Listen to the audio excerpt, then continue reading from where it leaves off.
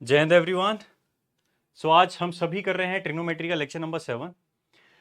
Trigonometry में जो हमारे तीन मेन चैप्टर्स हैं, एंगल्स एंड टी रेशियोज, उसके बाद हाइट एंड डिस्टेंस और इनवर्स ट्रिग्नोमेट्री। तो एंगल्स एंड टी रेशियोज का मैं बोल सकता हूँ आज लास्ट लेक्चर है। इसमें इस लेक्चर को मैं बहुत ज़्यादा लंबा खींचूंगा भी नहीं, थोड़े से क्वेश्चन सॉल्व कराऊंगा जो आइडेंटिटीज पे बेस्ड है, या तो सीडीएस या तो एनडीए में जो बहुत फ्रिक्वेंट पूछे जाते हैं उन क्वेश्चंस को सॉल्व करेंगे। अब से मैं आपको थोड़ा सा नॉब की जो प्रैक्टिस शीट है उसका साइज बढ़ाता जाऊंगा, या तो आज या तो आने वाले सेशन में। अब आपको मिक्स मिलेंगे, मतलब अगर हाइट एंड डिस्टेंस वाला टॉपिक भी चल रहा है तो उसमें आपको पीछे वाले एंगल एंड टी रेशियोज के भी बहुत सारे क्वेश्चंस मिलने वाले हैं, ठीक है। तो नेक्स्ट क्लास में आई ट्राई कि मैं हाइट एंड डिस्टेंस को मैक्स टू मैक्स 1 से 1.5 क्लास में खत्म कर दूं, उसके बाद हम सभी इनवर्स ट्रिग्नोमेट्री में चलेंगे। देखते हैं आज हम लोग को कौन कौन से क्वेश्चन सॉल्व करने हैं। Now you all can see ये थोड़ा सा डिफरेंट क्वेश्चन है ना। ये सीजीएल का पीवाईक्यू है और सीडीएस में भी पूछा जा चुका है, सेम क्वेश्चन नहीं नो, थोड़ा सा चेंज करके। देखो इसे सॉल्व करने के दो तरीके हैं, है ना। या तो मैं थोड़ा सा लंबा मेथड अपनाऊं, ठीक है, इसको लिखूं 1/sin θ cos θ/sin θ, उस रामायण को पढ़ूं। अगर आप सभी को याद हो तो मैंने सभी को बताया ना, हम तीन ट्रिग्नोमेट्री जो आइडेंटिटी पढ़ी थी, जिसमें पहली थी sin² θ + cos² θ = 1। उसके बाद हमने देखा था cosec² θ - cot² θ। ये हम आइडेंटिटी पहले ही पढ़ चुके हैं, ठीक है। अगर ये याद नहीं आ रही होगी तो ये तो एटलीस्ट याद ही होगी, मतलब कुछ नहीं किया, बस टर्म्स को थोड़ा सा जगह को चेंज करके लिख दिया है, ठीक है। ये जो आइडेंटिटी थी जो हमने पाइथागोरस थ्योरम की मदद से ना अपने सेकंड लेक्चर में प्रूव भी की थी, ये वही आइडेंटिटी है, सेम आइडेंटिटी है दोनों, बस cot² θ को मैं एक साइड में लेके आऊँ। मैं इस आइडेंटिटी का यूज करके देखो इस क्वेश्चन को कैसे सॉल्व करता हूँ, ठीक है। कुछ नहीं, मैक्स टू मैक्स अगर इसे समझ जाओगे ना तो आपको बहुत ज्यादा पेन भी नहीं चलाना, दिमाग में हो जाएगा आधे से ज्यादा सॉल्व। तो अब इस क्वेश्चन को ध्यान से देखो, मैं लिखने स्टार्ट कर रहा हूँ cot x + cosec x। मैंने इसे कोई छेड़खानी नहीं की अभी तक, ठीक है। ऊपर -1, ये जो 1 है, क्या मैं इसको रिप्लेस कर सकता हूँ? देखो इस पूरे सिस्टम से मैं 1 की जगह पे लिख ले रहा हूँ cosec² x - cot² x। क्योंकि यहाँ माइनस है तो मैं रिस्क नहीं लूंगा, पहले ही ब्रैकेट में रख दूंगा अपने पूरे फंक्शन को, है ना। अपॉन में जो चल रहा है उसको ऐसे ही रहने देते हैं, which is cot x - cosec x + 1, ठीक है। नाउ सी, आप सभी को a² - b² का फॉर्मूला बहुत अच्छे से पता है। क्या इन दोनों में a² - b² का फॉर्मूला लग जाएगा? बिल्कुल लग सकता है। मैं cot x + cosec x से कोई छेड़खानी नहीं करता हूँ, इसको ऐसे ही लिखता हूँ, ठीक है। इसको लिख रहा हूं मैं cosec x + cot x, ये हो गया a + b। Same cosec x - cot x। Short form में cosec को ऐसे भी लिखते हैं, ठीक है। अपॉन में कोई दिक्कत परेशानी नहीं, सेम वैसे ही लिख देता हूं मैं cot x। इससे हम बाद में निपटेंगे, या ये खुद ही निपट जाएगा, कुछ तो एक काम हो जाएगा, ठीक है। नाउ थोड़ा सा ध्यान से देखना, क्या मैं इन दोनों टर्म्स में से, ठीक है, एक ये हिस्सा है, ये माइनस का साइन लगा हुआ है, ये दोनों मल्टीप्लाई में है, क्या इन दोनों में से मैं कुछ कॉमन ले सकता हूं? देखो cot x + cosec x, cosec x + cot x, इन दोनों फंक्शन में से cosec x + cot x common आ रहा है, एकदम आ रहा है, मैंने लिख दिया cosec x + cot x। जो कॉमन था वो मेरे पास आ गया। देखो अब यहां पे से बचा क्या, यहां पे से cot x + cosec x मेरे पास कॉमन आ चुका है, तो यहां पे से तो बच गया 1, यहां पे से बचता है 1। माइनस का साइन वैसे ही आ गया, यहां से देखो ये चीज तो कॉमन आ चुकी है ना, क्या बचता है मेरे पास? cosec x - cot x। मैंने लिख लिया cosec x - cot x, bracket लगा देता हूं ताकि साइन का इशू ना हो, ठीक है। अपॉन में देखना, अपॉन में अभी भी सेम है cot x - cosec x। अब अगर क्वेश्चन ध्यान से देख रहे होगे तो समझ में आ गया होगा कि आगे क्या होने वाला है ना। ये cosec x + cot x same वैसे ही रहने वाला है, इससे कोई छेड़खानी नहीं करते हैं ना। अब देखो ध्यान से, ये माइनस का साइन है, अंदर जाके प्लस हो जाएगा, देखो 1 - cosec x वैसे ही है, ये क्या हो जाएगा, प्लस कॉट एक्स। क्या आपको डिनोमिनेटर में भी सेम ऐसा ही कुछ दिख रहा है? देखो प्लस का कॉट एक्स, यहाँ पे प्लस का कॉट एक्स है, माइनस का कॉसेक एक्स। अगर मैं इसको थोड़ा सा चेंज करके लिख दूं, मैंने 1+1 को पहले लिख दिया, ठीक है, उसके बाद माइनस कॉसेक एक्स को लिख दिया, ठीक है, उसके बाद में इस प्लस कॉट एक्स को लिख दिया। मैंने कुछ नहीं किया है, जो हमारा डिनोमिनेटर था ना उसको बस थोड़ा सा शिफ्टिंग करके ना मैंने ऐसे बना रखा है ताकि देखने में कंफ्यूजन ना हो। क्या ये दोनों सेम दिख रहे हैं? एकदम सेम दिख रहे हैं। क्या ये दोनों आपस में कैंसिल हो जाएंगे? कैंसिल हो जाएंगे। मेरे पास क्या बचता है लास्ट में आके, cosec x plus cot x. Cosec x को क्या लिखते हैं, 1/sin x, ठीक है, और कॉट एक्स को क्या लिखते हैं, cos x upon sine x. क्या मेरे पास आंसर आ चुका है?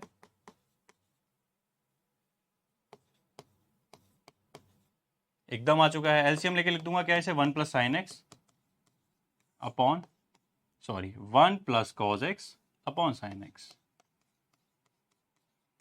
बेसिकली तो इस क्वेश्चन में कुछ भी नहीं था, क्योंकि हमने पहली बार सॉल्व किया था इस क्वेश्चन को, तो इसमें बहुत ज्यादा समय लगाया है।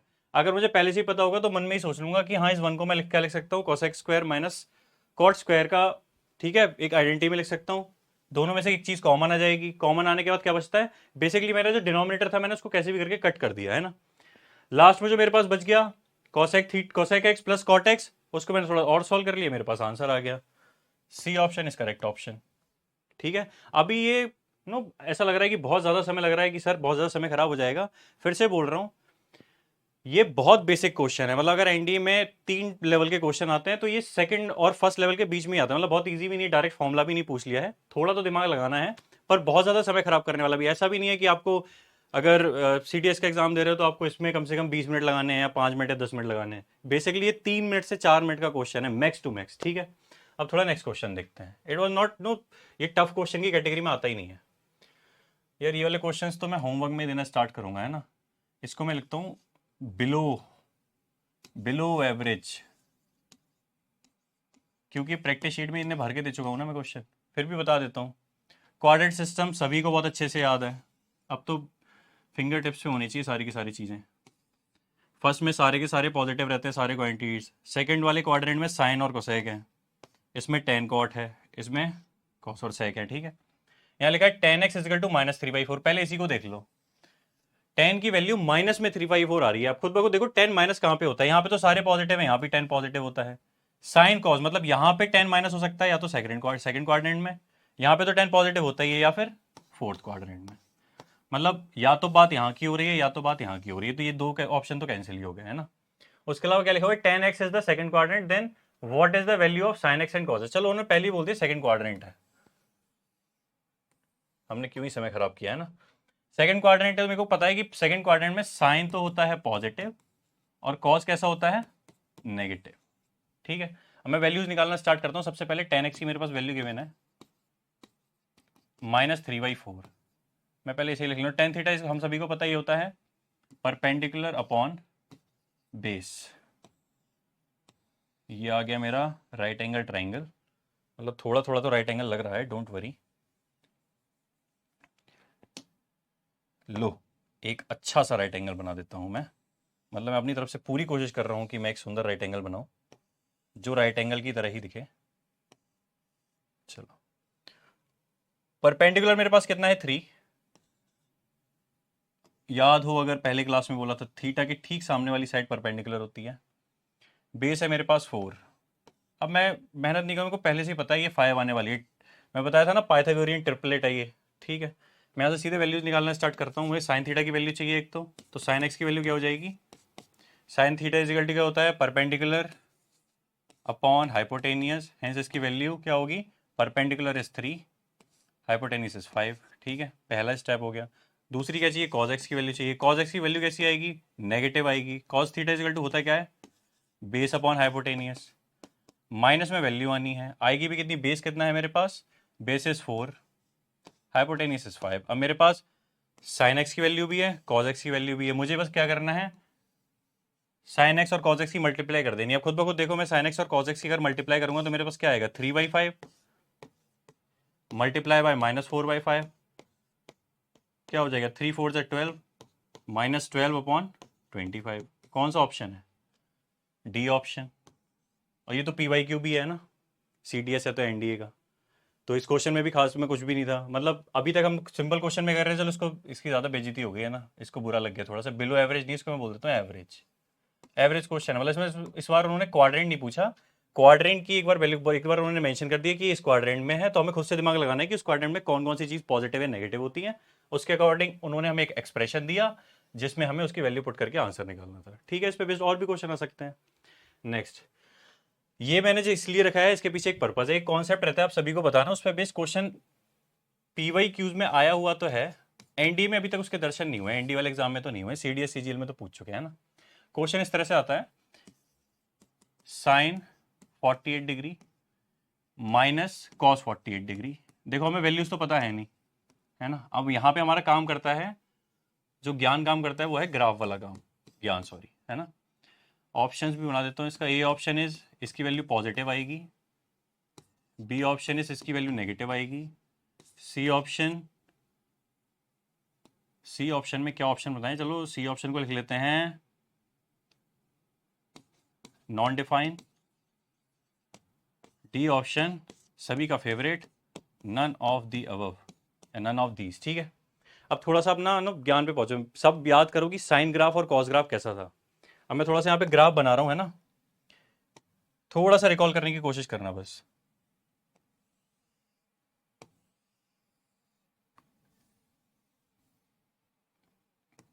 आज ग्राफ अच्छा बनना जरूरी है, क्योंकि ग्राफ अच्छा नहीं बनेगा तो समझ में भी नहीं आएगा।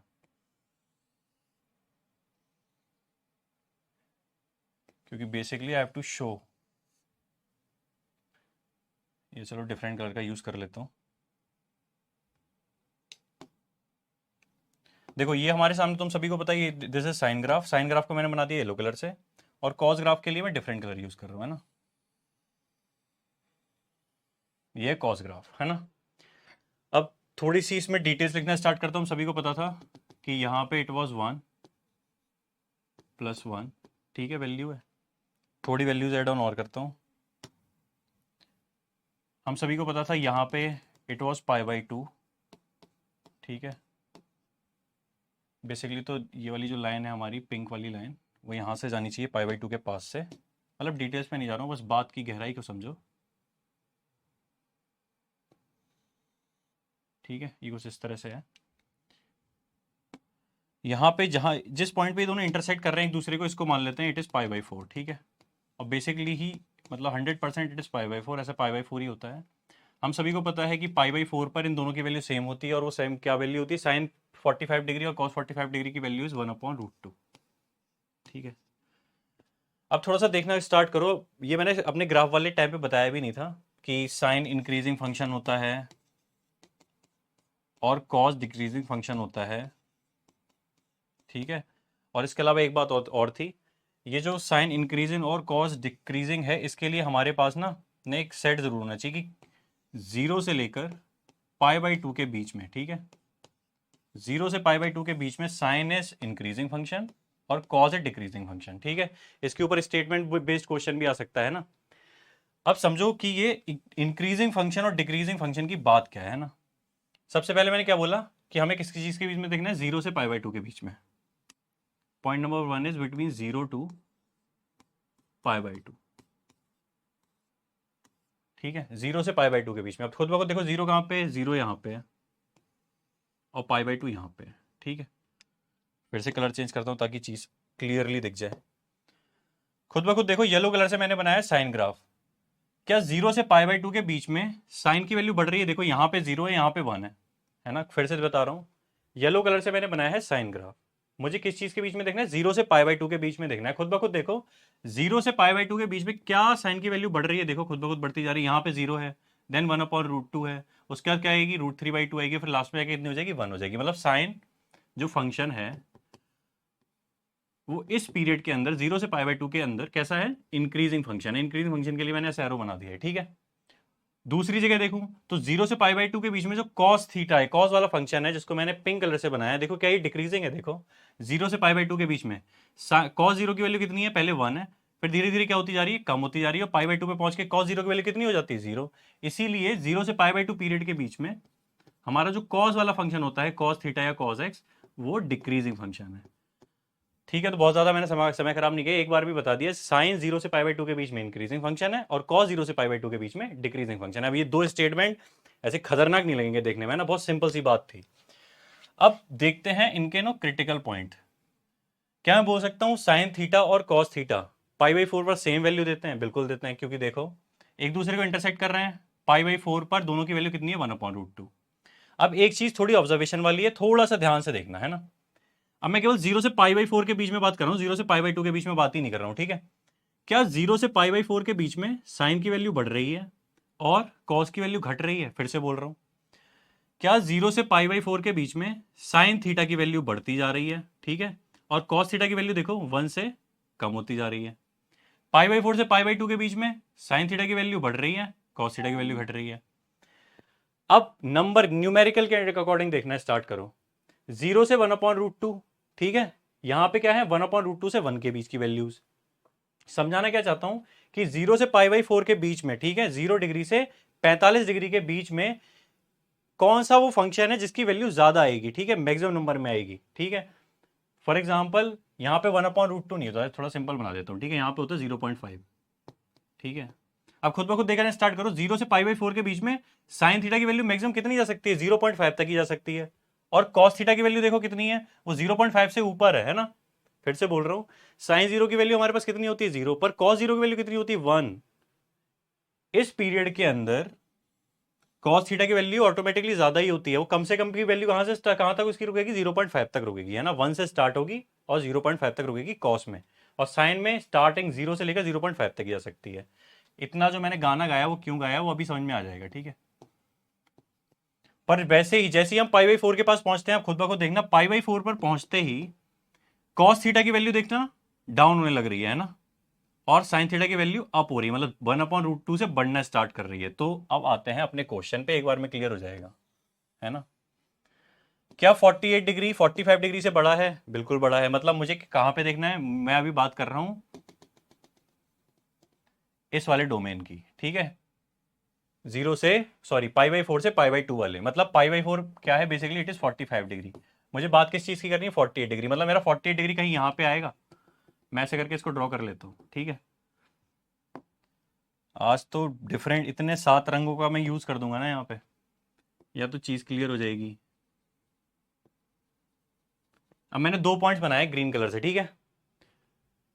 जो नीचे की साइड में ग्रीन कलर है ये कॉज वाले ग्राफ पे है, और ये किस पे है? साइन वाले ग्राफ पे। खुद ब खुद देखो मुझे आउटपुट किस पे मिलते हैं? वाई एक्सिस पे। मतलब जैसे जैसे मैं ऊपर जाता जाऊंगा वैल्यू इंक्रीज होती जाएगी।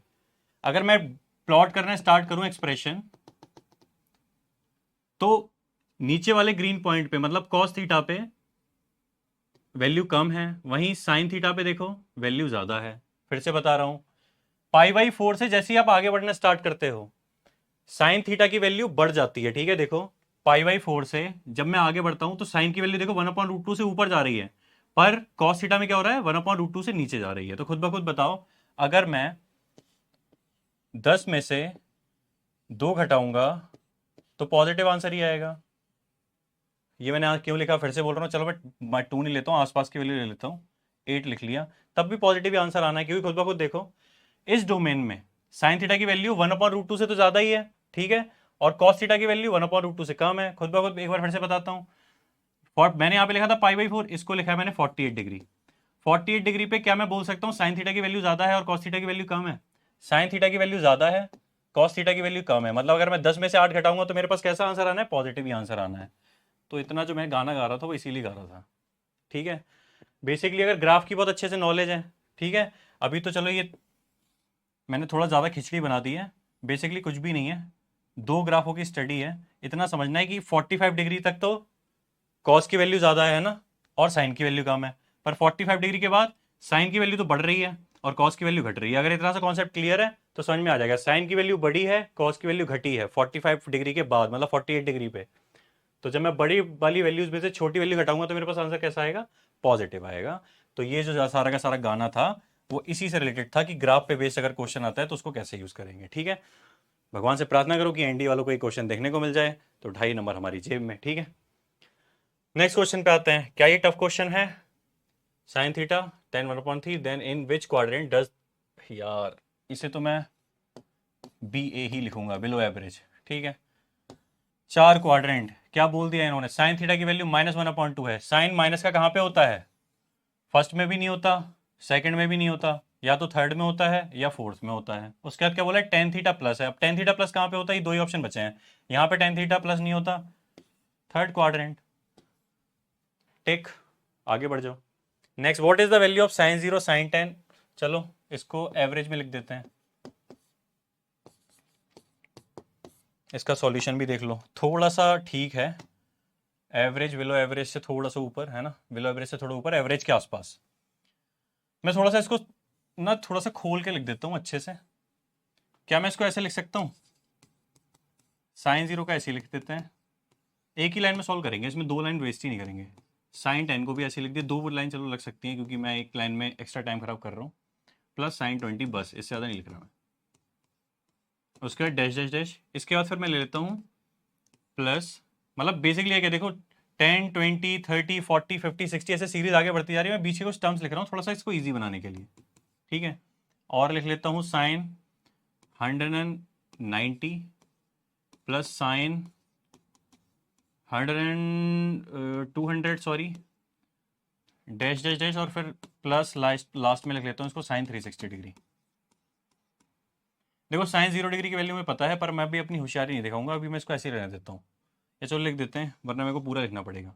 साइन 10 से भी कोई छेड़खानी नहीं, इसको साइन 10 लिख दिया, प्लस साइन 20 को भी साइन 20 लिख दिया। अब देखना मैं चेंज क्या करने वाला हूँ, है ना, प्लस, क्या मैं साइन 190 को लिख सकता हूँ साइन 180 प्लस थीटा, मतलब 180 प्लस 10।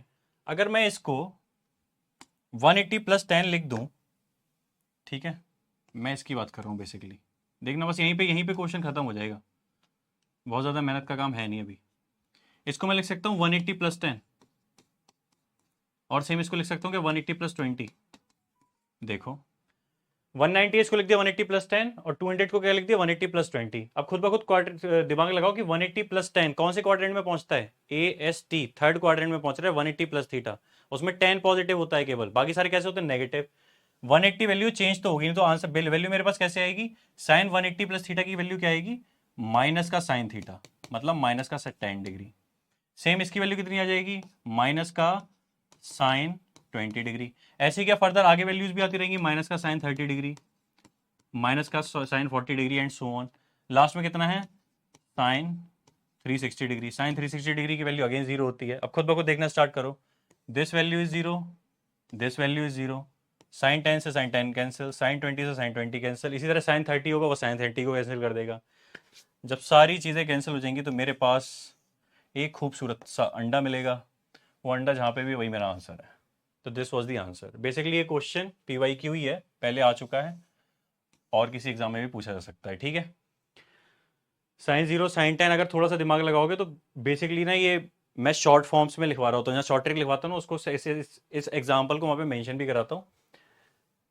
इस बार हम नहीं कर पाए थे, पर कोई बात नहीं, इसको अपने नोट्स में लिख लेना। Now next question, sine A minus cos B minus cos C। चलो ये थोड़ा सा अच्छा क्वेश्चन है, इसको दे देते हैं एवरेज प्रीमियम। ठीक है, एवरेज का प्रीमियम है ये, इसको थोड़ा सा सॉल्व करना स्टार्ट करते हैं। इन अ ट्राइंगल ABC, देखो ट्राइंगल ABC लिखा है, मतलब हमें यूज तो होने वाला है, इसमें मैं पहले लिख देता हूँ A plus B plus C is equal to pi. जैसे नहीं पता ये क्या होता है तो थोड़ा सा ट्राइंगल पढ़ो। ठीक है, ट्राइंगल के तीनों साइड्स का सम 180 डिग्री होता है, बचपन में ऐसे पढ़ाया गया था, सॉरी साइड्स का नहीं, एंगल्स का सम। ठीक है, इन्होंने बोलते हैं ट्राइंगल ABC, इसीलिए मैंने पहले लिख लिया A plus B plus C की वैल्यू पाई है, क्योंकि उसका यूज होने वाला है इसमें। अब मैं लिख रहा हूँ जो फंक्शन गिवन है, साइन ए इक्वेशन गिवन है sorry, minus cos B minus cos C is equal to 0। ठीक है, वही छोटे बच्चों वाला काम, इसको लिख सकता हूँ cos B plus cos C. ठीक है, इसमें तो मैं cos C plus cos D का फॉर्मूला लगाने वाला हूँ, इसमें कोई दिक्कत नहीं है। यहाँ पे मैं साइन 2 थीटा का फॉर्मूला लगाऊंगा, कैसे लगाऊंगा समझ लो। आप सभी को पता है sine 2 theta is equal to होता है 2 साइन थीटा और कॉस थीटा। अगर एंगल हाफ हो, यहाँ पे 2 नहीं हो, ठीक है, यहाँ पे कितना गिवन हो, केवल थीटा, तो कुछ भी नहीं होता है। यहाँ वाला एंगल हाफ हुआ ना, तो जो आगे आने वाले एंगल है वो भी हाफ हो जाएंगे, बस इतना सा होता है। ठीक है, तो साइन थीटा, साइन ए को मैं क्या लिख सकता हूँ यहाँ पे, यहां मैं लिख सकता हूं 2 sine a/2 cos a/2। Cos C plus cos D का फॉर्मूला बहुत अच्छे से पता है, ये क्या होता है 2 कॉस b प्लस c/2 आ जाएगा, और यहां पे कॉस b माइनस c/2 आ जाएगा। कोई दिक्कत परेशानी नहीं है। मैं क्या चेंज करूंगा, चेंज करते हैं, ये b प्लस सी की वैल्यू हमारे पास पहले से गिवन है ना। अगर मैं इस a को उस तरफ कर दूं तो इसको मैं पाई माइनस a लिख सकता हूं। मैं यहाँ पे अभी एकदम पुट करता हूं पहली फुर्सत में। 2 साइन a/2 से कोई छेड़खानी नहीं, कॉस a/2 से भी कोई छेड़खानी नहीं, इनको ऐसे ही रहने देते हैं। अब देखो कॉस b प्लस c/2 को, सॉरी b प्लस सी को मैं क्या लिखने वाला हूं, pi minus a। 2 cos pi minus a लिख रहा हूं इसको,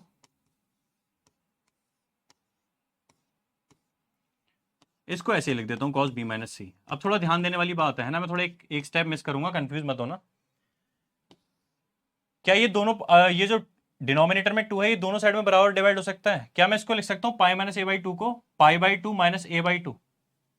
ठीक है, मैं यहां पे लिख रहा हूं 2 साइन a/2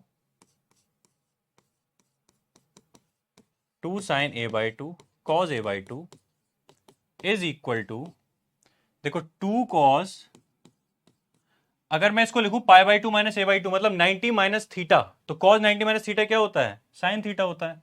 तो ये चेंज होकर क्या हो जाएगा, it would be sign a/2। फिर से बोल रहा हूं, पाई माइनस a/2 को मैं क्या लिखूंगा, पाई/2 माइनस a/2। और जब मैं पाई/2 माइनस a/2 लिख दूंगा, पाई/2 का मतलब क्या होता है 90 डिग्री। कॉस 90 माइनस थीटा क्या होता है, कॉस 90 माइनस थीटा होता है साइन थीटा। साइन थीटा लिख दूंगा मतलब साइन a/2 आ गया। बाकी जो है उसको उससे कोई कुछ उसमें चेंज नहीं करते, उसको ऐसे लिख देते हैं कॉस b माइनस c/2।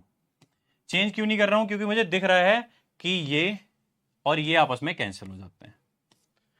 मेरे पास अभी बचता है कॉस a/2, कुछ नहीं, अब तो एंगल कंपेयर करने हैं बस, ठीक है, कॉस b माइनस c/2। अगर मैं एंगल का कंपैरिजन कर दूं या कॉस को कॉस इनवर्स करके लिख दूं, तो मेरे पास a/2 is equal to b minus c/2 बचेगा। जैसे नहीं समझ में आ रहा है, गांव की भाषा में बोल सकता हूं, कॉस से कॉस कैंसिल, 2 से 2 कैंसिल, सीधे मेरे पास क्या आएगा, a is equal to b minus C. मुझे वैल्यू किस चीज की चाहिए, देखो b की वैल्यू चाहिए, तो मैं b को एक साइड में लिख लेता हूं, और c इस तरफ आ जाएगा प्लस का, मतलब a plus C. a plus C की वैल्यू क्या मेरे पास है, हाँ है, a प्लस सी की वैल्यू कितनी आ जाएगी, पाई माइनस बी। मतलब मैं क्या लिख सकता हूं, pi minus B. Minus B अगर के मेरे एक साइड में आएगा तो ये क्या हो जाएगा, 2b is equal to pi, B की वैल्यू यहां से क्या आ गई, पाई/2। कहां पे हमारा आंसर, ये रहा, क्वेश्चन सॉल्व। ठीक है, तो ये थोड़ा सा अच्छा क्वेश्चन था। ट्रायंगल एबीसी, मतलब ये तो बेसिकली आपको पता होना चाहिए कि ट्रायंगल के जो तीनों एंगल्स होते हैं उनका सम एबीसी होता है, और उनका जो सम होता है वो पाई आता है। क्योंकि इस वाली चीज का यूज ना बहुत सारे एनडीए में आए हुए पीवाई क्यूज में, सीडीएस के आए हुए पीवाई क्यूज में आपको इसका बहुत ज्यादा यूज मिलने वाला है। उसका मैंने कुछ नहीं किया, बस इक्वेशन को एक सिंपल फॉर्मूला लगा के ओपन किया है, लास्ट में मैंने फिर से अपने उसी ट्रायंगल वाली वैल्यूज को पुट कर दिया है, मेरे पास आंसर आ गया है।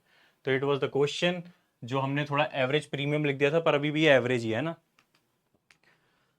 ये इस क्वेश्चन को तो मैं बिलो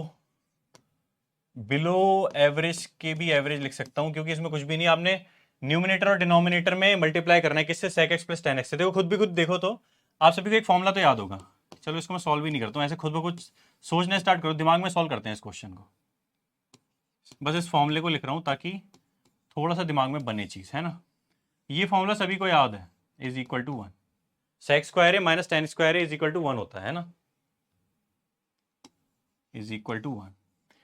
क्या यहाँ पे मैं sec स्क्वायर है माइनस tan स्क्वायर बना सकता हूँ, बिल्कुल बना सकता हूं। अगर मैं यहां पर न्यूमिनेटर और डिनोमिनेटर दोनों में sec x plus tan x से मल्टीप्लाई कर दूं, ठीक है, अगर मैं sec x plus tan x से न्यूमिनेटर डिनोमिनेटर में दोनों में मल्टीप्लाई कर दूंगा, तो पहली बात तो कोई फर्क पड़ने वाला है नहीं। यहां पर देखो a माइनस बी और a प्लस बी से क्या बन जाएगा, sec square minus tan square x। जब यहां पे sec square x minus tan square x बन जाएगा, और नीचे क्या बन जाएगा, स्क्वायर बन जाएगा, किस चीज का, sec square sec x plus tan x। ठीक है, चलो यहां लिख ही देता हूं, इतनी मेहनत जब मैं कर ही रहा हूं, मतलब मैं क्वेश्चन सॉल्व करना स्टार्ट करता हूं ना शॉर्ट फॉर्म में, फिर मैं याद आ जाता है एकदम मासूम बने हुए चेहरे, वो हमारे जो डाउट सेशन में होते हैं ना, कि सर मैंने मैथ्स बिल्कुल नहीं पढ़ी है सर, सर मैथ तो नो बाउंस निकल जाता है एकदम सब, तो वो एकदम मासूम से चेहरे मेरे सामने आ जाते हैं, फिर मैं अपने आप को रोक नहीं पाता हूँ मेहनत करने से, है ना। मैं कुछ नहीं कर रहा हूँ, न्यूमिनेटर डिनोमिनेटर दोनों में sec x plus tan x से मल्टीप्लाई कर रहा हूँ और डिवाइड कर रहा हूँ, ठीक है। तो ऊपर बन जाता है ये sec square x minus tan square x. फिर से बता रहा हूँ, ये sec square x minus tan square x ऐसे बना, ये है a माइनस बी और a प्लस बी से मैंने मल्टीप्लाई कर दी, मतलब sec x plus tan x से मैंने मल्टीप्लाई कर दी। अब a माइनस बी और a प्लस बी क्या होता है, a square minus B square.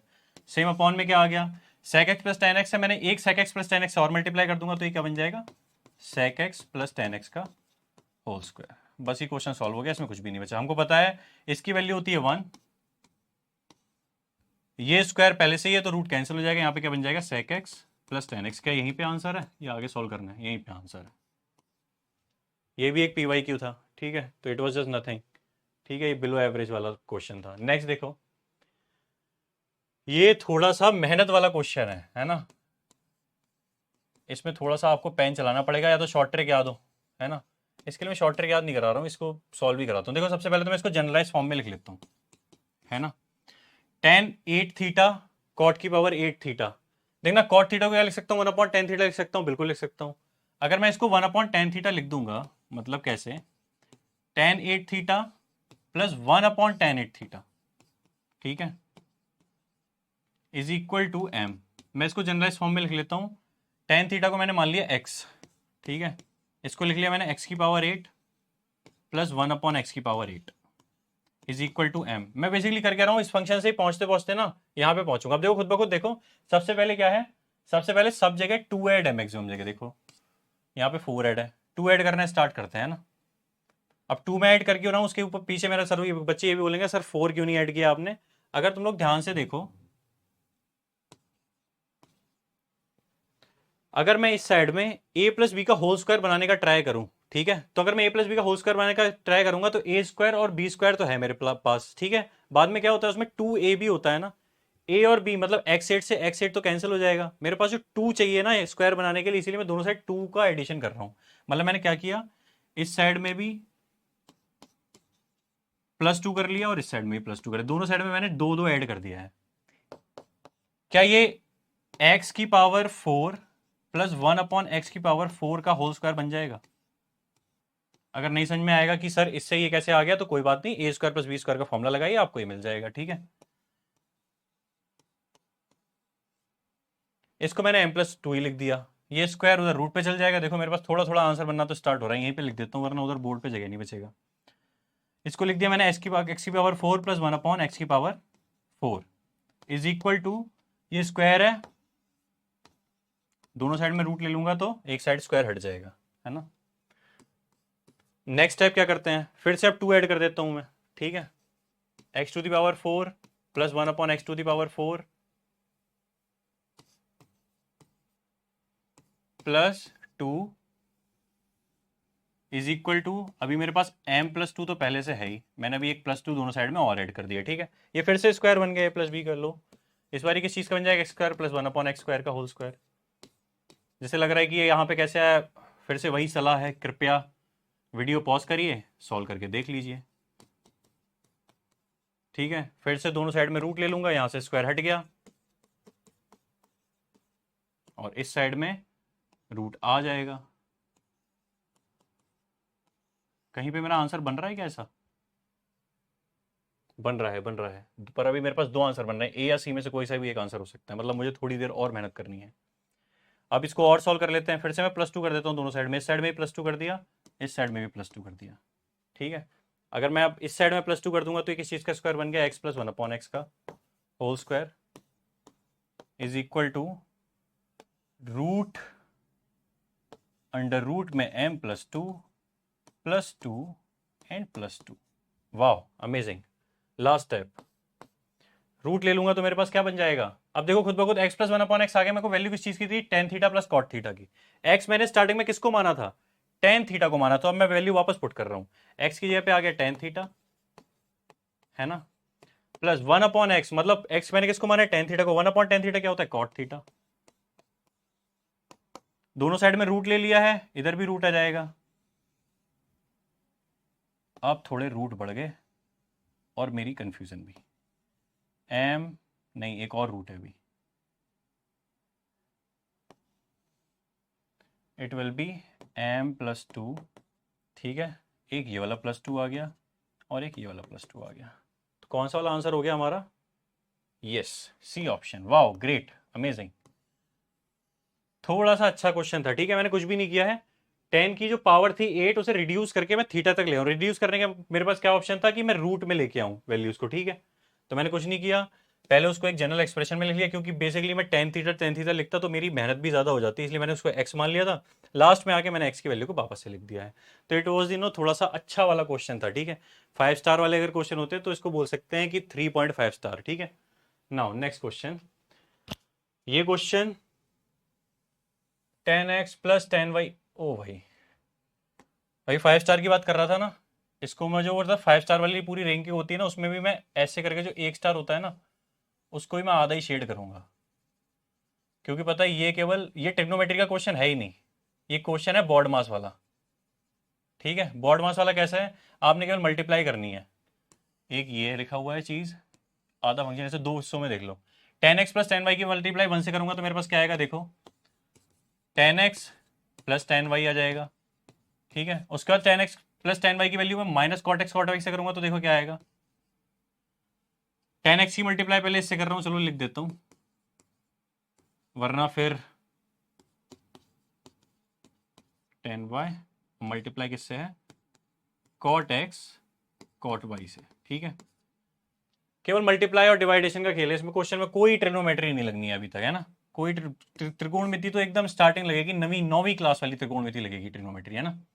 मैंने कुछ नहीं किया, इसको 1 से मल्टीप्लाई कर दिया, उसके बाद इस फंक्शन से मल्टीप्लाई मैं अभी करूंगा। ये प्लस वाला साइन लिख लिया, सेम यहाँ पे भी cot x - cot y की मल्टीप्लाई में अंदर कर रहा हूँ, यहाँ पे आ जाएगा cot x cot y, ठीक है। उसके बाद ये वाला माइनस वाला साइन आ गया, फिर से cot x cot y की मल्टीप्लाई किससे है, cot x + cot y की मल्टीप्लाई 10x 10y से। अब बस थोड़ा सा ध्यान देना, एक स्टेप में क्वेश्चन सॉल्व हो जाएगा। यहाँ लिख दिया मैंने 10x + 10y, ठीक है।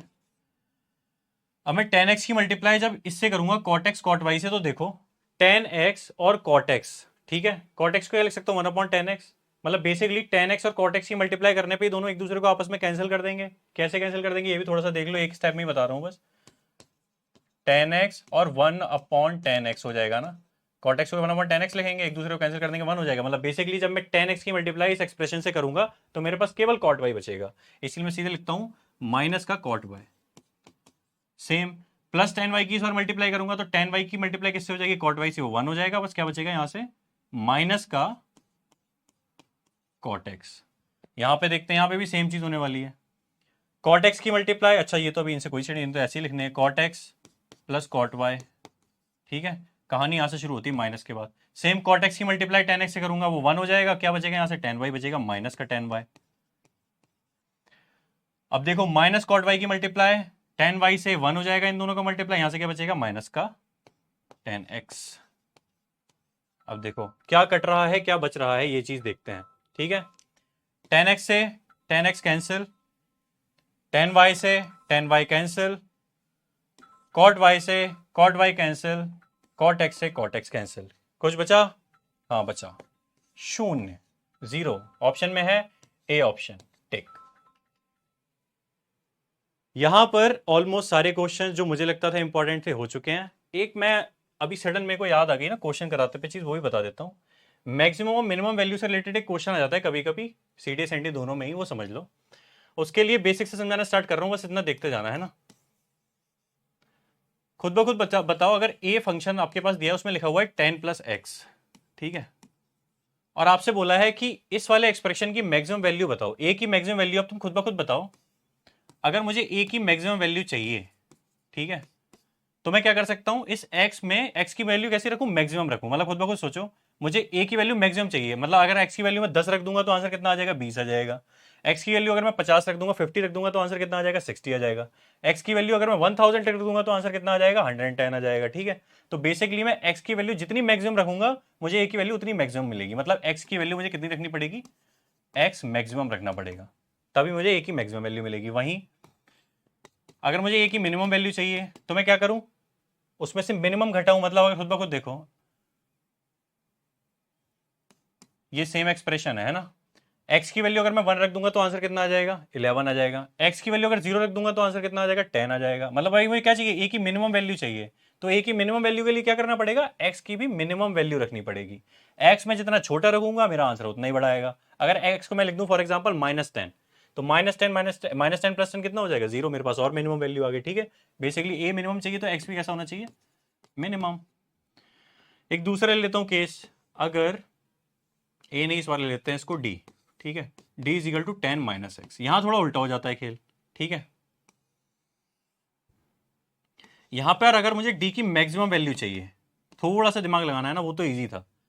अगर अब मुझे यहां पे d की मैक्सिमम वैल्यू चाहिए तो क्या मैं x को मैक्सिमम रखूंगा, एग्जांपल सोच के देखते हैं। मैंने x को लिखा पहले 5, तो 10 माइनस 5 कितना आ गया, 5 आ गया। अब मैं x को बढ़ा रहा हूं, और अब मैं 10 को x को लिखा 6, 10 माइनस 6 कितना हो गया, 4। अब मैं x को और बढ़ा रहा हूं, x को मिल के लिए मैंने लिख दिया 9, तो 10 माइनस 9 कितना हो गया, 1। तो बेसिकली मैं x की वैल्यू जैसे जैसे बढ़ाता जा रहा हूं, d की वैल्यू वैसे वैसे कम हो रही है। तो ऐसे एक्सप्रेशन में मैं क्या करूंगा, अगर मुझे d मैक्सिमम चाहिए तो x कैसा होगा, मिनिमम। फिर से रिपीट कर रहा हूं, ऐसे एक्सप्रेशन में जैसे जैसे मैं x की वैल्यू बड़ी रखता जाऊंगा, अगर मैं यहाँ वैल्यू 8 रखूंगा तो आंसर और छोटा आएगा, 9 रखूंगा तो और ज्यादा छोटा आएगा। ठीक है, तो मैं क्या रखना है, मिनिमम वैल्यू रखनी है। खुद ब खुद सोचो, अगर मैं x की वैल्यू 0 रख दूं तो 10 माइनस 0 0, एक बार में 10 आ जाएगा। वहीं अगर मैं वैल्यू 8 रख दूं तो आंसर कितना आएगा, 2 आ जाएगा। ठीक है, तो डी ऐसे एक्सप्रेशन में मैक्सिमम वैल्यू के लिए मिनिमम चाहिए होगा, वहीं सेम मिनिमम वैल्यू के लिए क्या चाहिए होगा, मेरे को एक्स को मैक्सिमम रखना पड़ेगा। ठीक है, वाइस वर्सा है। क्वेश्चन कैसे आएगा, एक क्वेश्चन भी लिख लेते हैं चलो इसी बात पे। नोट तो कर ही लेना ये सारी की सारी चीजें। ठीक है, ये नोट्स में जाएगा डायरेक्ट एकदम बिना किसी डाउट के। क्वेश्चन हो सकता है फाइंड द मिनिमम, दोनों क्वेश्चन एक ही में कर लेते हैं, and maximum value of for example 14 plus sine theta. ठीक है, अब इस वाले एक्सप्रेशन की मैक्सिमम और मिनिमम दोनों वैल्यूज बतानी है। उसके लिए थोड़ी सी बेसिक जानकारी होनी चाहिए। साइन थीटा की मैक्सिमम वैल्यू कितनी होती है, +1, और मिनिमम वैल्यू होती है -1। ठीक है, ये याद रखना, डोमेन रेंज में हमने पढ़ा था ना, तुमने ग्राफ अगर याद हो तो साइन थीटा की मैक्सिमम वैल्यू कितनी जा रही थी, +1 जा रही थी, और मिनिमम वैल्यू कितनी हो रही थी, -1 हो रही थी। तो अब मैं मैक्सिमम वैल्यू चाहिए मुझे। ठीक है, इस वाले एक्सप्रेशन की, इसको मैं नाम देता हूं ए। ठीक है, ए इज इक्वल टू है 14 प्लस साइन थीटा। अभी मैंने आप सभी को बताया, अभी अगर इस तरह के एक्सप्रेशन की मुझे मैक्सिमम वैल्यू चाहिए तो मैं एक्स, ये जो अननोन फंक्शन है, अननोन जो चीज है, अननोन एल्जेब्रिक फंक्शन और ट्रिग्नोमेट्रिक फंक्शन है, इसकी वैल्यू मैक्सिमम रखूंगा, तभी मुझे इसकी मैक्सिमम वैल्यू मिलेगी। मतलब अगर मुझे ए मैक्स चाहिए, मैक्सिमम चाहिए, तो मैं साइन थीटा की कौन सी वैल्यू रखूंगा, मैक्सिमम वैल्यू, मतलब +1। इसकी मैक्सिमम वैल्यू क्या होगी, 15। सेम अगर मुझे इसी एक्सप्रेशन की मिनिमम वैल्यू चाहिए तो मैं क्या करूंगा, इसको मिनिमम वैल्यू में रखूंगा। इसकी मिनिमम वैल्यू कितनी है, -1, 13। तो ये जो एक्सप्रेशन था, क्वेश्चन था 14 प्लस साइन थीटा की मैक्सिमम वैल्यू क्या होगी, तो मैक्सिमम वैल्यू इज 15 और मिनिमम वैल्यू इज 13। एक थोड़ा और क्वेश्चन है, ये PYQs में आया हुआ है ना, इसको तो शॉर्ट ट्रिक में लिख लेना। अगर कहीं पे लिखा हुआ है 5 साइन स्क्वायर थीटा, ठीक है, इंपॉर्टेंट है, प्लीज एकदम लिखो पहली फुर्सत में, साइन स्क्वायर थीटा प्लस से 4 कॉस स्क्वायर थीटा, है ना, डायरेक्ट शॉर्ट ट्रिक में बता रहा हूं। अगर ऐसे एक्सप्रेशन की मैक्सिमम और मिनिमम वैल्यू पूछता है तो इसको सॉल्व नहीं करना है, बस इतना याद रखो, ऐसे एक्सप्रेशन में जो साइन के साथ में और कॉस के साथ में जो बड़ा होता है, अगर यहाँ पे 5 लिखा हुआ है ना, तो 5 होगी इसकी मैक्सिमम वैल्यू इस पूरे एक्सप्रेशन की। ठीक है, मैक्सिमम वैल्यू, और 4 होगी मिनिमम वैल्यू। ठीक है, बेसिकली अगर, मतलब तुम्हें बस इतना देखना, अगर ऐसा कहीं पे भी एक्सप्रेशन है ना, इसको इन जनरल फॉर्म में कैसे लिख सकता हूं, अगर कभी भी a sine square theta plus b cos square theta के फॉर्म में कहीं फंक्शन गिवन है और इसको इससे में पूछा है आपसे मैक्सिमम या मिनिमम वैल्यू, ठीक है, तो कुछ भी नहीं करना है, बस ये देखो a और b में बड़ा कौन सा है। अगर a b में b बड़ा है, फॉर एग्जांपल ये 6 है ये 2 है, तो मैक्सिमम वैल्यू हो गई 6, मिनिमम वैल्यू हो गई 2। अगर ये 6 है और ये 2 है तो maximum value 6, minimum value 2। Basically दोनों में जो बड़ा है वो मैक्सिमम वैल्यू हो गई और जो छोटा है वो मिनिमम वैल्यू हो गई। तो this was know everything for today's lecture. मैंने अपनी तरफ से जो भी पॉसिबल क्वेश्चंस हो सकते थे मैंने कराए हैं। सारे क्वेश्चंस मैं कवर नहीं कर सकता हूं, इसीलिए मैं आपको प्रैक्टिस शीट भी दूंगा। बेसिकली मैंने क्या किया है, कोशिश की है कि कैसे मिनिमम छोटे से छोटे रास्ते से आप क्वेश्चंस को सॉल्व कर सकते हैं और कैसे आपका ना पर्सपेक्टिव होना चाहिए पेपर को सॉल्व करने का। अभी आने वाले सेशंस में जैसे जैसे मैंने आपको बताया कि नेक्स्ट सेशन में आपको हाइट एंड डिस्टेंस कराने वाला हूं, तो हाइट एंड डिस्टेंस में हाइट एंड डिस्टेंस के तो कुछ 5-7 क्वेश्चन दूंगा, पर 20 से 30 क्वेश्चन आपको देना स्टार्ट करूंगा एंगल एंड टी रेशोज के, सो दैट आप अपनी प्रैक्टिस को कंटिन्यू कर पाए। ठीक है, मिलते हैं नेक्स्ट लेक्चर में, तब तक के लिए जय हिंद, थैंक यू।